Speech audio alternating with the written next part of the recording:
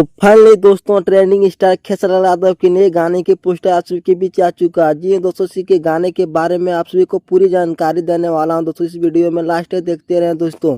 जो लोग मेरे चैनल को अभी तक सब्सक्राइब नहीं किए सब्सक्राइब कर ले दोस्तों, क्योंकि हमारे चैनल पर भोजपुरी की खबर सबसे पहले आते हैं दोस्तों। तो दोस्तों आप सभी को बता देना चाहता हूँ कि खेसारी यादव का गाना सड़िया गुलाबी इस गाने के बारे में, जो कि दोस्तों इस गाने को लिखे हैं छोटू यादव और गाने में संगीत दिए हैं दोस्तों आर्या शर्मा, जो कि इस गाने बहुत ही कमाल के होने वाले हैं दोस्तों। दोस्तों इस गाने को गाया है खेसारी यादव और शिल्पी राज दोस्तों। जी हाँ, तो शिल्पी राज ने बताया जा रहा है खेसारी यादव को यह गाना बहुत ही कमाल के वो शानदार और बवाल होने वाला है दोस्तों, जो कि आप सभी को यह गाना बहुत ज्यादा पसंद आने वाला है दोस्तों भोजपुरी इंडस्ट्री में दोस्तों, क्योंकि इस गाने को लिखे हैं छोटू यादव, गाने में संगीत दिए हैं आर्या शर्मा दोस्तों।